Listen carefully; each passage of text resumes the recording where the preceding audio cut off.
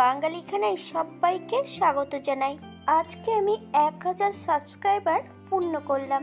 হয়তো আমার অনেকটা সময় লেগেছে। আমি কচ্ছপের গতিতে এগাচ্ছি। সকল বন্ধুদের কাছে অনুরোধ রইল, প্লিজ পাশে থাকবেন। যে সকল বন্ধুরা আমার ভিডিও দেখছেন, প্লিজ পুরো সময়টা আমাকে দেবেন। আশা করি আপনারা আমার অনুরোধটা রাখবেন। আজকে আমি গ্রাম বাংলার মতন রান্না করব খলসে মাছের পাতলা ঝোল। আশা করি আপনাদের আজকের ভিডিওটি পছন্দ হবে। একদমই তেল মশলা কম দিয়ে কিভাবে রান্না করব চলুন সেটা একবার দেখে নেওয়া যাক ভিডিওর মাধ্যমে। এখানে আমি বেশ কিছুটা খলসে মাছ নিয়ে নিয়েছি। মাছগুলোকে পরিষ্কার করে কেটে ধুয়ে রেখেছি।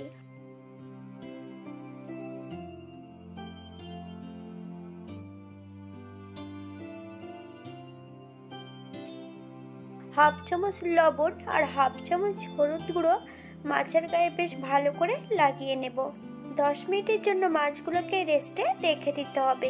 আপনাদের হাতে যদি সময় থাকে তাহলে আপনারা বেশি সময় রেখে দিতে পারেন।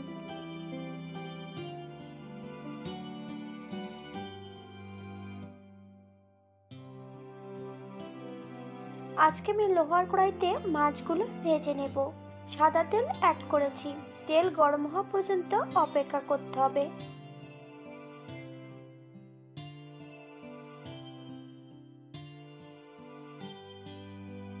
এই পর্যায়ে আমি মাছগুলোকে ভেজে নেব।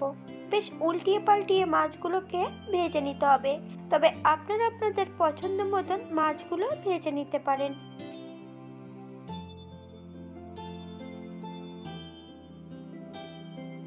এই পর্যায়ে মাছগুলো তেল থেকে তুলে নেব। একই পদ্ধতিতে আমি দ্বিতীয়বারও ভেজে নেব। মাছগুলো ভাজা হতে থাক।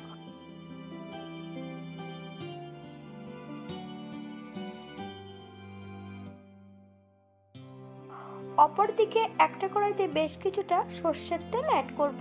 তেল গরম হওয়া পর্যন্ত অপেক্ষা করতে হবে।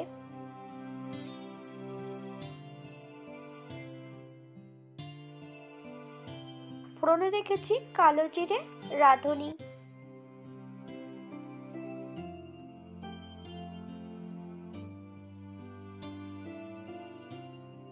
মাছ ভাজা তেলের মধ্যে বেশ কিছুটা বিউলির ডালের বড়ি ভেজে নেব। তবে আমি এখানে বড়ির পরিমাণটা বেশি দিয়েছি। অর্ধেকটা বড়ি আমি রান্নার জন্য ব্যবহার করব, অর্ধেকটা বড়ি রেখে দেব। আলুগুলো আমি ভেজে নিয়েছি।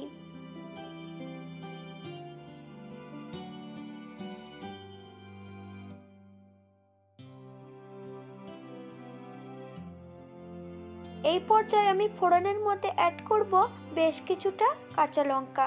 আপনারা যদি পছন্দ করেন তাহলে পরিমাণে বাড়িয়ে দিতে পারেন। হাফ চামচ লবণ, আপনারা স্বাদ অনুসারে লবণটা অ্যাড করবেন। লঙ্কা ভাজার এই পর্যায়ে একটা বেগুন বড় বড় করে কেটে অ্যাড করেছি। আপনারা যদি পছন্দ করেন তাহলে পরিমাণে বাড়িয়ে দিতে পারেন। বেগুন যখন কড়াইতে অ্যাড করতে হবে, গ্যাসের ফ্লেমটা কিন্তু হাইতে থাকবে। 2 থেকে 3 মিনিটের মতন ঠিক এমনভাবে বেগুনগুলোকে উল্টিয়ে পাল্টিয়ে ভেজে নেব।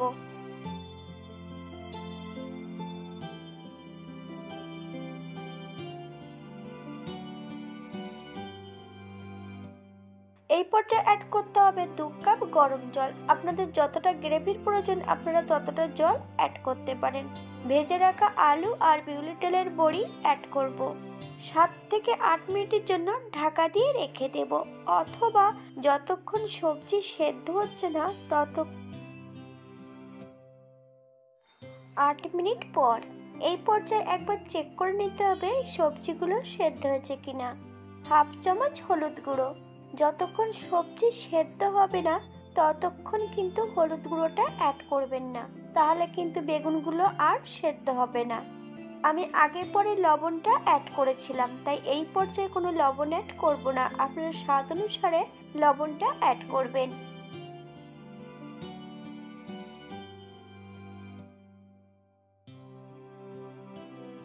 ভেজে রাখা সম্পূর্ণ মাছগুলো অ্যাড করব। হালকা হাতে নেড়ে চেড়ে মাছগুলোকে সেট করে দিতে হবে।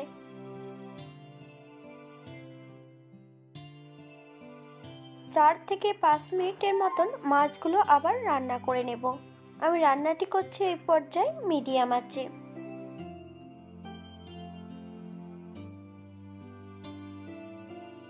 চার মিনিট পর এই পর্যায়ে অ্যাড করব বেশ কিছুটা কুচানো ধনেপাতা।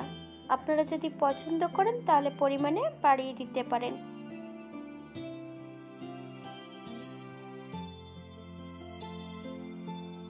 গ্যাসের ফ্লেমটা অফ করে দিয়ে 5 মিনিটের জন্য স্ট্যান্ডিং টাইম দেব, তারপর সার্ভ করব।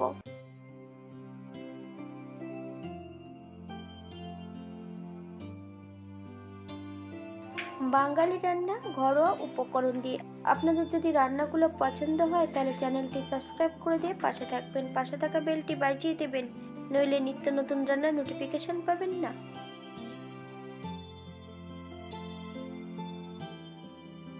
এটা দেখতে যেমন ভারী সুন্দর হচ্ছে, এটা গরম ভাতে খেতে কিন্তু অসম্ভব ভালো।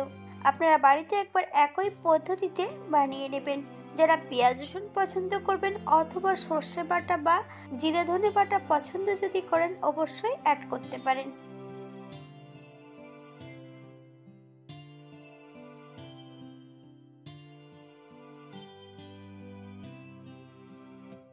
আজকে আমি রান্না করেছি এখানে খলসে মাছ।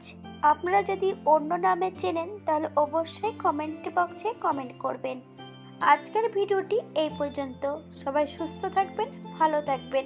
অন্যদিন নতুন রেসিপি নিয়ে আপনাদের সামনে আবার আমি হাজির হব। নতুন ও পুরনো সকল বন্ধুদের অসংখ্য ধন্যবাদ ভিডিওটি দেখার জন্য।